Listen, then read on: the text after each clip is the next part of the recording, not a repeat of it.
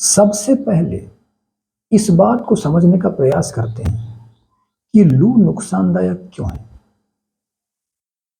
जब हवा गर्म हो जाती है, इतनी गर्म हो जाती है कि उसका तापमान बहुत ज्यादा हो जाता है, तो उसी गर्म हवा को लू कहते हैं। अंग्रेजी में कहें तो हॉट विंड इज कॉल्ड लू। अब ये लू नुकसान क्यों करती है? होता यह है कि हमारे शरीर से बाहर के वातावरण का टेम्परेचर डिफरेंस जब ज्यादा हो जाता है तो हमें नुकसान होता है। ना सर्दी बीमार करती है, ना गर्मी। टेम्परेचर डिफरेंस बीमार करता है और लू के मौसम में ऐसा ही होता है। और लू से बचने के लिए हम लोग बार बार फ्रिज का ठंडा पानी पीते हैं, आइसक्रीम, कोल्ड ड्रिंक या बर्फ के गोले वगैरह, इन सब का सेवन करते हैं।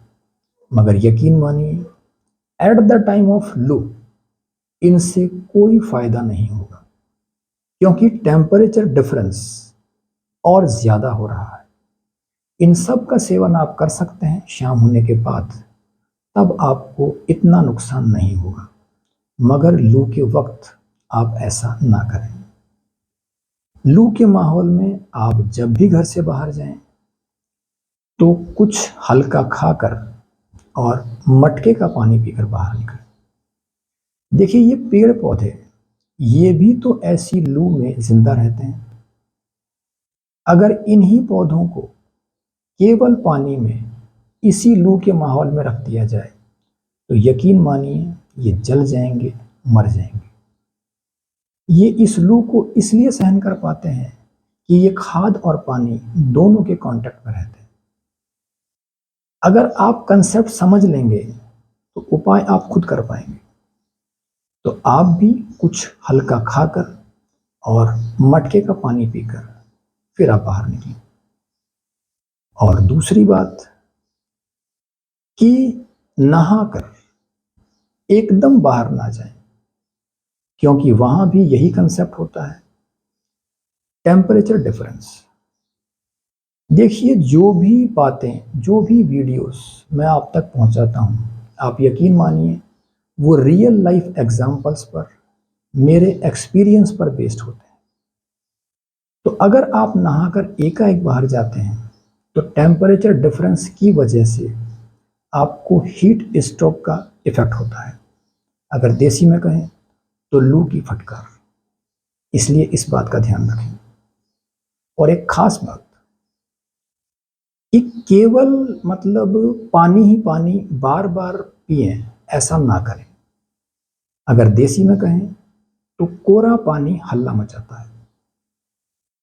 होता यह है कि पानी में बैक्टीरिया होते हैं और माइक्रोबैक्टीरिया वो चीज होती है जिसे हम अपनी आंखों से नहीं देख सकते। उन्हें सूक्ष्मदर्शी से, माइक्रोस्कोप से ही देखा जा सकता है। तो ये माइक्रोबैक्टीरिया जो पानी में होते हैं वो हमें बहुत नुकसान देते हैं।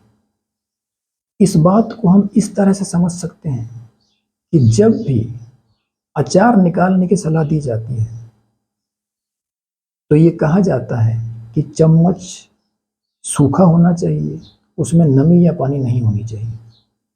और अगर गलती से ऐसा होता है तो अचार पूरा खराब हो जाता है, उस पर फफूंद लग जाती है। अब आप खुद समझ सकते हैं कि पानी में कितने बैक्टीरिया होते हैं। इसलिए कोरा पानी बार बार ना पिएं।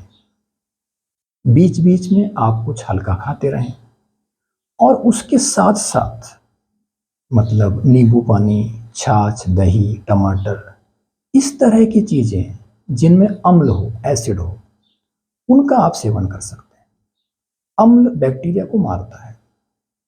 हमारी बॉडी में भोजन नली से जब खाना जाता है तो सबसे पहले वो अमाशय में जाता है।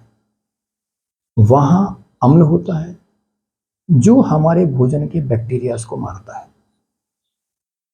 इसलिए इस तरह की चीजों का साथ साथ सेवन करते रहें। आप यकीन मानिए आप लू से बचते रहेंगे। बातें और भी हैं। अपने नेक्स्ट वीडियो में मैं आपको विस्तार से इस बारे में बताऊंगा कि जब लू के माहौल में आप घर से बाहर जाएं तो स्टेप बाय स्टेप आपको किस तरह से मैनेज करना है।